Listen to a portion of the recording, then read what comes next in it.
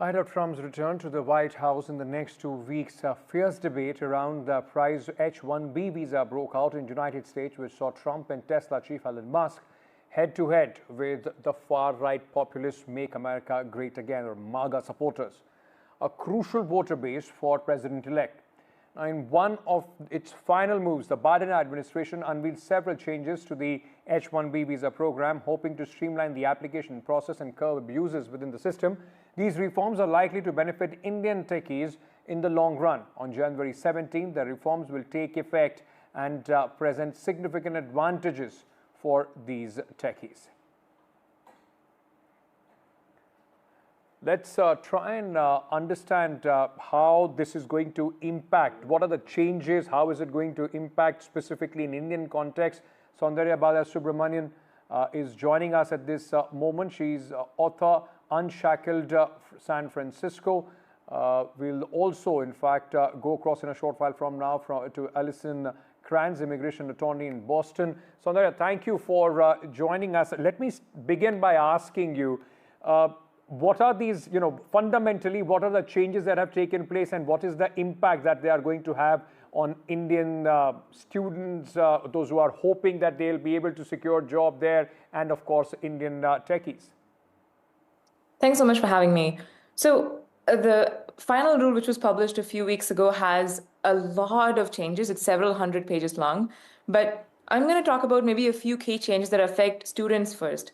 So there is something called a cap gap extension. This is what a student gets when their F1 OPT, which is this work authorization that they use to work in the US post-graduation, when that expires before their H-1B kicks in. So H-1B generally kicks in October 1st of any year. And sometimes it can be even delayed if the processing takes more time. So previously, students whose OPT expired before the H-1B taking place, they had no status in between. But right now, they've made it clear that that is extended until the April 1st of the following year. So even if your visa ends before, you can still keep working on it as long as you get picked in the H-1B lottery. So that's a small relief for students. I think for techies, they've just made it more easier for transferring an H-1B from one company to another and to extend and renew your H-1B after the first 3 years. So during the Trump administration, the RFE and denial rates went up a lot for people who were filing extensions of H-1Bs. So if I had it for 3 years and I wanted to extend to another 3 years, I could still get it denied, even though I had the H-1B approved 3 years ago. But right now, that would likely go down with the new rule.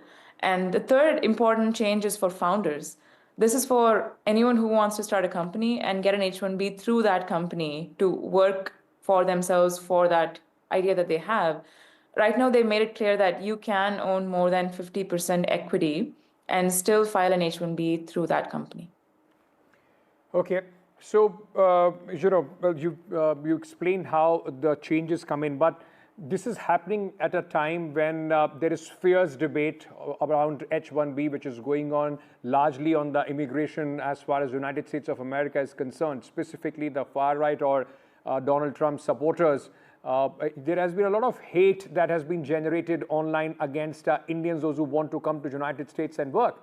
How do you see these changes in that context? These changes are overwhelmingly positive as far as I've seen, and good for immigrants and also Indian nationals, because Indians do have 70+% of H-1Bs given out every year. These have already, they will be going into effect on January 17th or 19th, if I'm not wrong, in just another 2 weeks before the next administration takes over. And also keep in mind that these were changes that were in play for the last several years. So it's not an immediate rule that was published. It's been in the pipeline for several years. And so I feel that these changes should help people, despite the rhetoric that's happening online, on Twitter, on LinkedIn, and other platforms. I do think it's going to help people like me and other immigrants. Do you think that this is because we have seen even for President-elect, there is a lot of anxiety as well. You talk to a lot of companies and the young techies in India, and everybody wants to reach United States, even if they have H-1B or any other working visa before the inauguration of President-elect Donald Trump. Do you see that, once they come in and President Trump comes in, immediately there could be some changes? He could try and make things difficult as far as the immigration is concerned?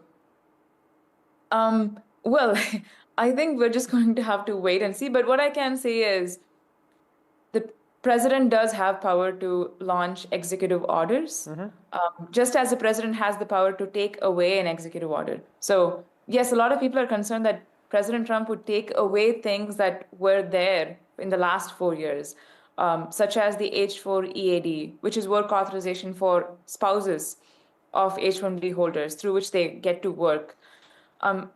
But I don't want to speculate on that because we don't know what's going to happen. Right. And I would just be on the lookout every single day for new policy changes. Okay, and there have been a lot of, before these changes came in, there has been a lot of criticism as well of the H-1B system, where people, it was seen that, they were able to, there were some certain companies and certain people, those who were able to game the system. Do you think that with the new changes coming in, there are much more safeguard for genuine,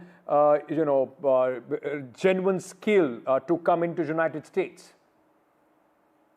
I think so. One of the other changes with the new rule is a crackdown on fraud. So there would be, at least the rule mentions that there will be more site visits.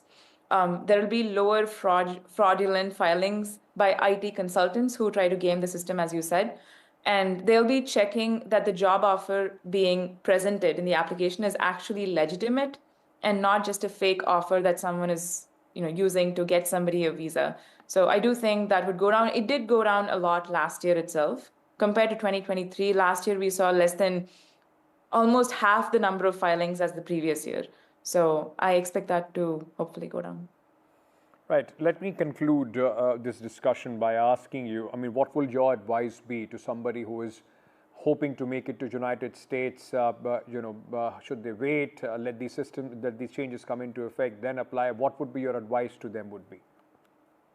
My advice would be that even if the president comes in and makes a lot of changes that would hurt immigrants, I still feel like people who are coming here to study, they will be able to study and they'll be able to work on OPT and H-1B because the president would not take away a visa without going through a law. A law has to be passed in Congress for something like that to happen, something that drastic.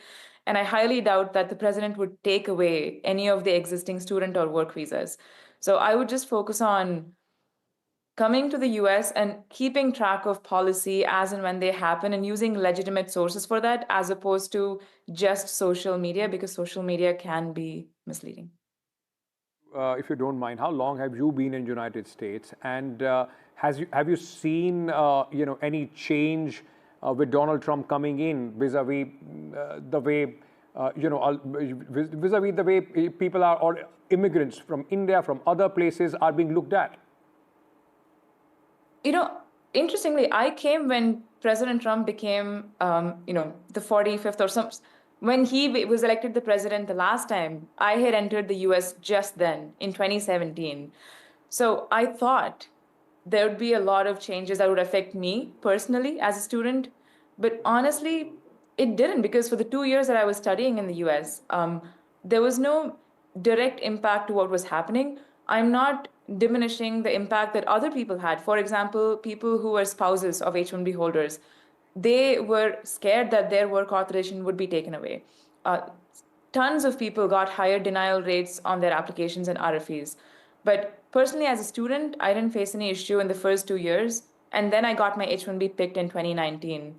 So I understand the anti-immigrant rhetoric. I do think that went up during the time that I was there, but it didn't impact me directly in terms of taking away my visa or the option to work in the country. Thank you so much, Sundari, for joining us. Pleasure having you here and speaking to all our viewers, those who are hoping to make it to United States and hoping for an H-1B visa. Thank you for that conversation.